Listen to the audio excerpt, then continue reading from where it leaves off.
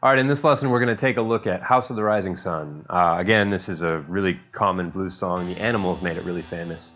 It's a minor key. It's kind of a weird progression for a blues song. There's a lot of kind of different harmony than just normal 1, 4, 5. So take a minute and look at the chord progression, how it works together. It's in 6/8, so instead of 4, it's 1, 2, 3, 4, 5, 6. 1, 2, 3, 4. You can. The funny thing about 6/8 is you can count it as 4. So 1, 2, 3, 4. 1, 2, 3, 4, 5, 6. 1, 2, 3, 4, 5, 6. It's just a different way of feeling it. There's a lot of space in the solo, but then it kind of moves pretty quick and does some jazzy chromatic runs, which took me a long time to get down. So here we go.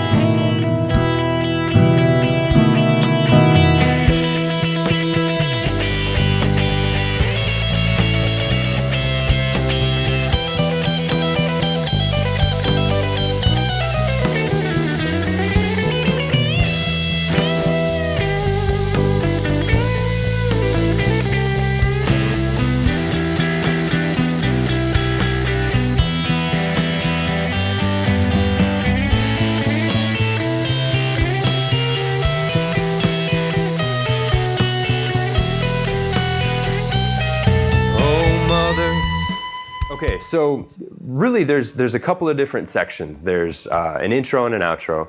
There's a verse. There's a verse with a tag, which is just a little bit added on to the end of the verse. And then there's a solo section, which is just a verse, but it's strummed instead of arpeggiated. So here's the intro. So it's E minor, G, A, add 9, C, E minor, B7, E minor, B7.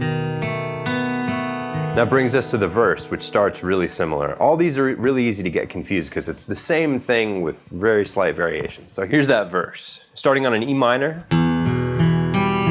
G, A add 9, to C, E minor, G, B7, and stay there, E minor, G, A add 9, C, E minor, B7, E minor, B7.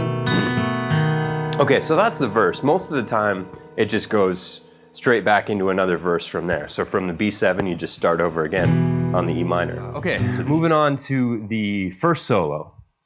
Again, this starts with a lot of space. There's some fireworks kind of in the middle, but a lot of it is just leaving a lot of open air in there. So let me play it slowly, and then we'll talk about specifically how to get everything. So.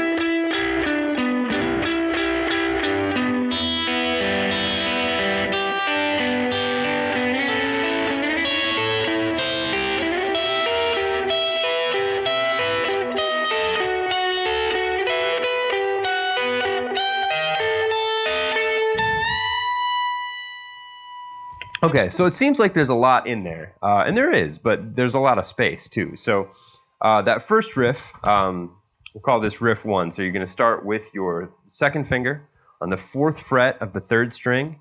Now you're going to take your first finger and slide from the 3rd fret to the 5th fret of the 2nd string. So now you go back to the 3rd fret of the 2nd string, back to the 4th fret of the 3rd string. Now you're going to pre-bend the 2nd fret of the 3rd string and release it down to the 2nd fret. So it's just kind of a little smear down. Give it a little shake. Now play the 3rd string open. Now you do that same thing again. So bend the 2nd fret of the 3rd string up. Release to the open string.